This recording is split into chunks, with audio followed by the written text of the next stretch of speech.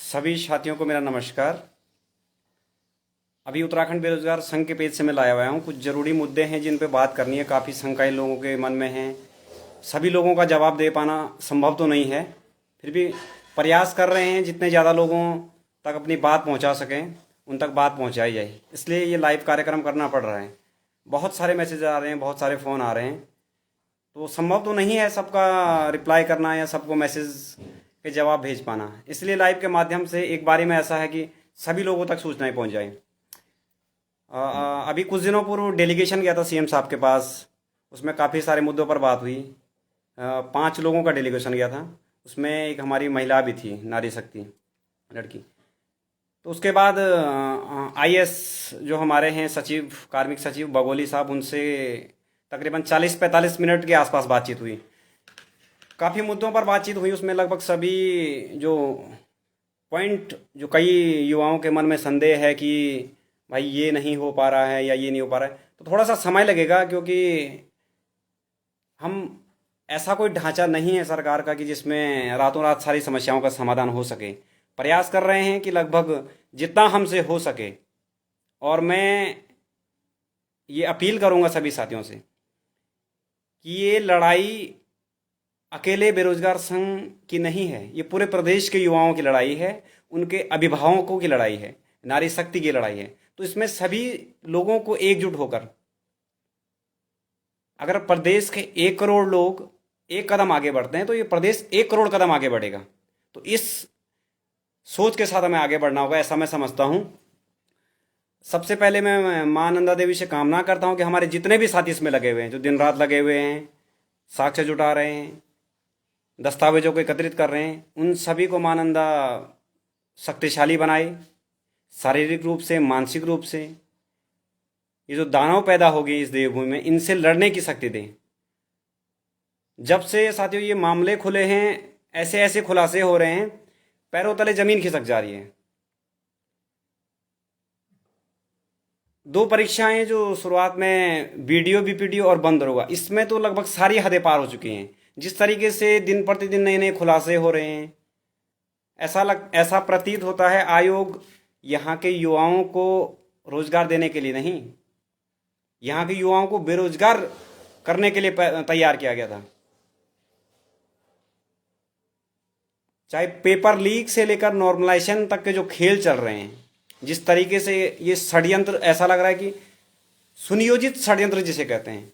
इसीलिए मैंने डीजीपी साहब से पहले भी अनुरोध किया था कि इस तरीके के जो भी लोग हैं, इन पर गैंगस्टर के साथ साथ हत्या का जो मुकदमा है वो भी दर्ज हो, क्योंकि उन्होंने कई परिवारों की अप्रत्यक्ष रूप से हत्याएं की हैं। कई परिवारों के भविष्य तबाह हो गए हैं। तो सीधा सीधा इन पे मैं समझता हूँ हत्या का मुकदमा भी, अगर ऐसा कोई प्रावधान बनता है तो इन पे हत्या का मुकदमा भी इन पे दर्ज होना चाहिए। किसी भी सूरत में ऐसे लोगों को बचना नहीं चाहिए। सरकार की मंशा पर मुझे कुछ सवाल खड़े हो रहे हैं हमारे मन में। मीडिया को एसटीएफ की रिपोर्ट साझा न करना, ये तो पारदर्शिता के विरुद्ध है। अब मैं समझ नहीं पा रहा हूँ कि एक और सरकार कह रही है, हमारे साथी नहीं समझ पा रहे हैं कि सरकार एक और कह रही है कि हम भ्रष्टाचार मिटाने के लिए प्रतिबद्ध हैं और हम प्रदेश में नजीर पेश करेंगे। भाई, मीडिया एक माध्यम है जिससे सूचनाओं का आदान प्रदान हो रहा है, सभी साथियों तक सूचनाएं पहुंच पा रही हैं कि एसटीएफ किस तरीके से काम कर रही है। आप, सरकार खुद एसटीएफ पर प्रश्न चिन्ह खड़े कर रही है, तो आप कह रहे हैं कि सीबीआई जांच की मांग ना करिए। तो सबसे पहले अगर सरकार तक, सीएम साहब तक मेरी ये आवाज़ पहुंचती है तो मेरा उनसे अनुरोध है कि एसटीएफ की जो रिपोर्ट है वो साझा हो, समय समय पर कौन गिरफ्तार हो रहे उसकी फोटो सार्वजनिक हो। इतने बड़े बड़े गैंगस्टर ने अगर इनको सार्वजनिक नहीं किया गया तो पिछली बार जो पुनरावृत्ति, जो घटनाएं हो रही हैं उसकी पुनरावृत्ति हो जाएगी कि भाई गैंगस्टर लगने के बाद भी लोग नौकरियां कर रहे हैं, या जो लोग गिरफ्तार हुए उनकी एफआईआर से उनके नाम गायब हो जा रहे हैं। तो मैं समझता हूँ थोड़ा सा सरकार को युवाओं की भावनाओं को समझना चाहिए। प्रदेश में जिस तरीके का माहौल है, पूरा प्रदेश उग्र है। कई नौजवान तो मतलब वो इतने आक्रोशित और इतने हताश हो गए इस व्यवस्था से, वो कह रहे हैं यार भाई हम कुछ भी कर लेंगे, मतलब अपनी कह रहे हैं कि जान देने तक को वो तैयार हैं। इस स्थिति पर आज प्रदेश के नौजवान खड़े हैं। आखिर ये स्थिति कैसी आई? इस व्यवस्था ने तो आज नौजवानों को इस मुहाने पर लाकर खड़ा कर दिया है कि उनके अंदर इस तरीके की मानसिकता पैदा हो रही है। तो सबसे पहले तो मैं सरकार से यही कहूंगा कि एसटीएफ की रिपोर्ट पब्लिक डोमेन में आए, मीडिया के साथियों को समय समय पर उसकी जानकारी दी जाए। आज गिरफ्तारियां हो रही, 3 दिन बाद सूचनाएं दी जा रही हैं, तो इससे तो सरकार की मंशा पर सवाल खड़े होते हैं।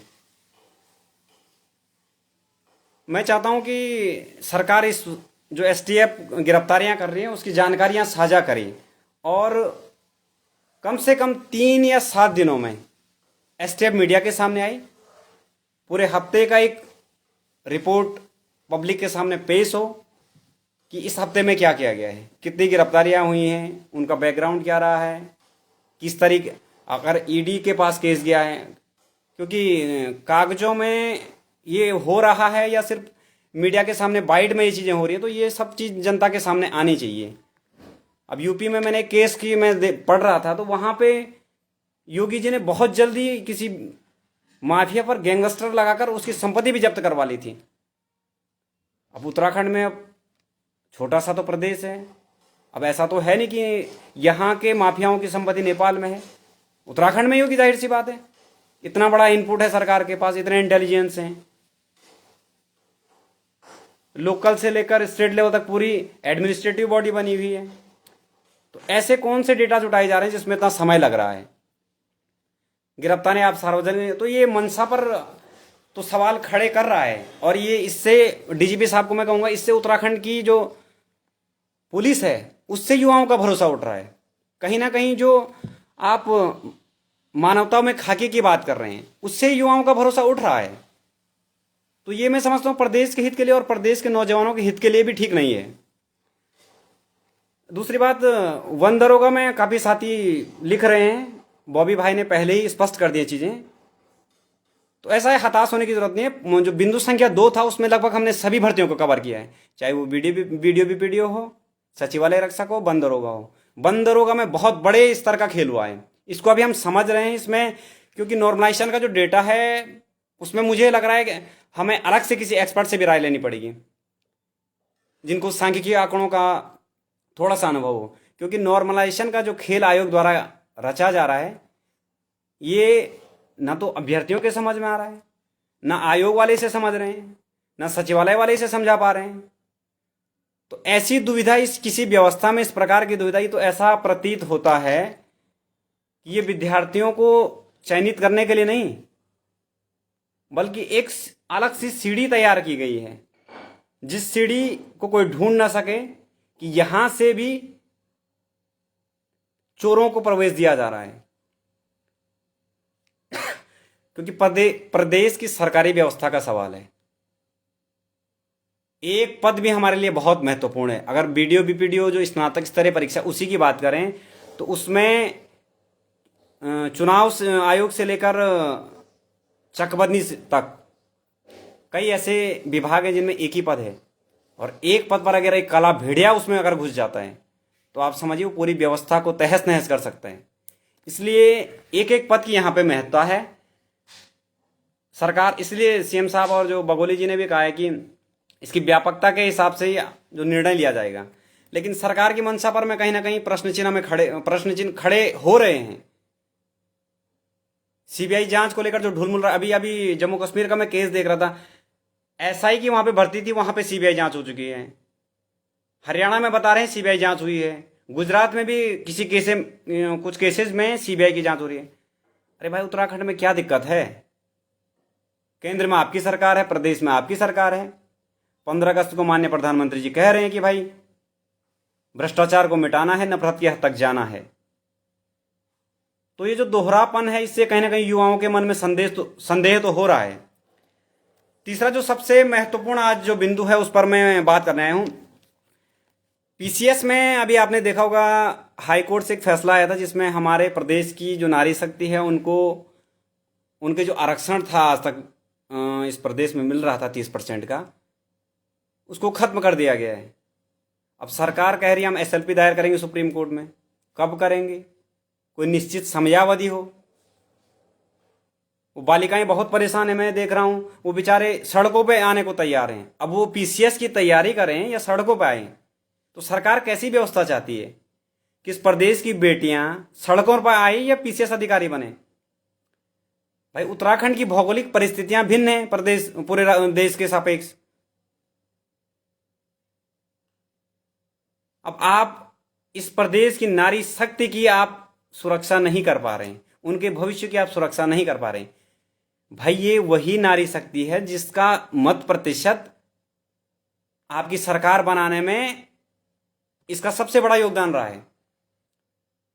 इसलिए मैं प्रदेश की समस्त नारी शक्ति को कहता हूं, मैं अपील कर रहा हूं इस लाइव कार्यक्रम के माध्यम से कि आप आगे आइए, उन बेटियों के लिए आप अपना संदेश भेजिए, प्रधानमंत्री को भेजिए, विधानसभा अध्यक्ष को भेजिए, मुख्यमंत्री जी को भेजिए, आपके जो विधायक हैं उनके माध्यम से भेजिए। ये बहुत संवेदनशील मुद्दा है। अगर ऐसा ही चलता रहा तो उत्तराखंड की बेटियों को पीसीएस अफसर बनना असंभव हो जाएगा। भाई आप ऐसी व्यवस्था, मतलब ऐसी नीतियां आप क्यों बनाते हैं जिसमें हर बार लूप होल हो जाता है? आप क्यों नहीं उसके जो न्यायिक पहलू उन पर विचार विमर्श करते हैं? कम से कम ऐसा ड्राफ्ट तैयार कीजिए ना कि 20 से 40 साल तक ऐसी कोई समस्याएं इसमें ना आए कि ये न्यायिक पचड़ों में फंस जाए। ये तो नौकरशाहों पर सीधे सीधे प्रश्न चिन्ह खड़े करता है। सुप्रीम कोर्ट, माननीय सर्वोच्च न्यायालय पहले ही कह चुका है कि नौकरशाहों का इस तरीके का रवैया रहा है कि ये लोग चाहते हैं कि सारी जो समस्याएं हैं वो कोर्ट में चली जाए और उनकी जिम्मेदारी से दूर भाग जाते हैं। भाई आप अगर व्यवस्था के अंदर हैं तो आप एक ऐसी नीतियां बनाएं कि आपको न्यायपालिका दरवाजे पर जाने की नौबत ही ना आए। हर दूसरा मुद्दा न्यायपालिका में जा रहा है, लाखों करोड़ों केस पहले से ही वहां लंबित हैं। तो सरकार से तो मैं अपील कर रहा हूं कि ये जो 30% आरक्षण का जो महिलाओं का है, उत्तराखंड की महिलाओं का, इसको संवेदनशील मानते हुए इस पर जल्द निर्णय ले, क्योंकि कुछ परीक्षाओं के कुछ अभ्यर्थियों का, कुछ छात्राओं का परिणाम जारी कर दिया गया है। तो प्रदेश की वो बेटियां बहुत हताश हैं, परेशान हैं, मानसिक रूप से वो थोड़ा सा नकारात्मक हो रहे हैं। तो उनसे मैं अपील करूंगा, आप लोग हिम्मत मत हारिए, जो भी तरीके हो सकते हैं आप कैंडल मार्च कीजिए, शांतिपूर्ण रैलियां कीजिए, हस्ताक्षर अभियान आप चलाइए। तो प्रदेश की जितनी महिलाएं 13 जिलों से, धारचूला से लेकर चमोली तक, जौनसार से लेकर गढ़वाल तक और हरिद्वार से लेकर रुद्रपुर तक, मैं समस्त नारी शक्ति से मैं अपील करता हूं कि आप उनके समर्थन में आगे आइए। इस प्रदेश की बेटियों के भविष्य का ये सवाल है और इस प्रदेश की बेटियों को भी पीसीएस बनने का अवसर का उनका अधिकार है। इस अधिकार को मैं समझता हूं उनसे छीना नहीं जाना चाहिए। इस प्रदेश को नारी शक्ति ने बनाया है और इस प्रदेश को अभी भी नारी शक्ति ही संभाल रही है। पहाड़ की रीढ़ नारी शक्ति है।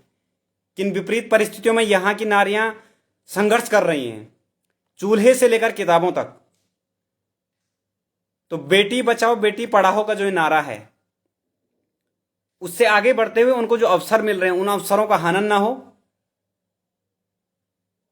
माननीय मुख्यमंत्री जी से मैं अपील करता हूं कि इस मुद्दे को अत्यंत संवेदनशील मानते हुए, क्योंकि इस मुद्दे को जल्दी निपटाया जा सकता है, इस पर विचार विमर्श करके इसका परिणाम जल्दी निकल सकता है। इस पर आप जितनी जल्दी हो सके इस मामले को आप तुरंत निपटाइए। ये प्रदेश के लगभग, अगर वोटिंग के आधार पर देखें तो लगभग 50% आबादी के ये अधिकार की बात है। तो महिला आरक्षण पर जो 30%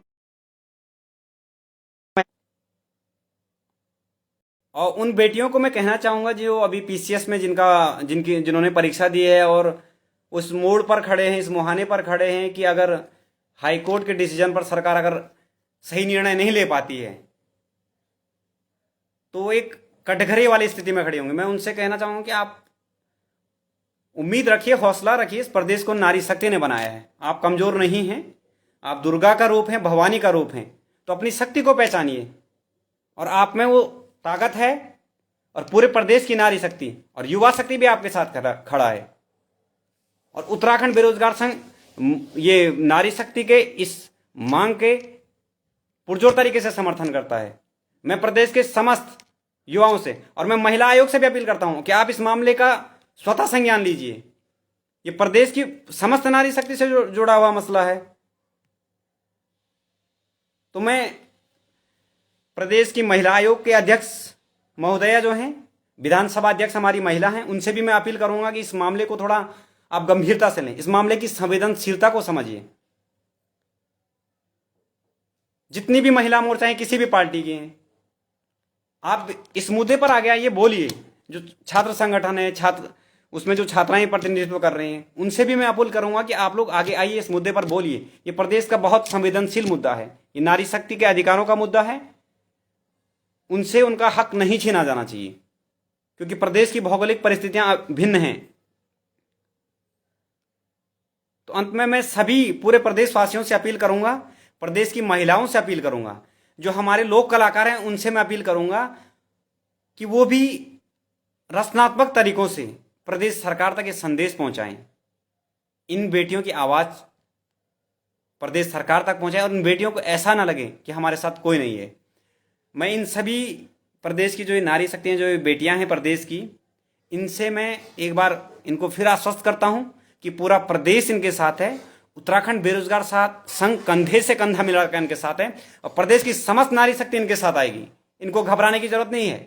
आप अपनी मेहनत जारी रखिए, प्रदेश की नारी शक्ति आपके लिए सड़कों पर आएगी।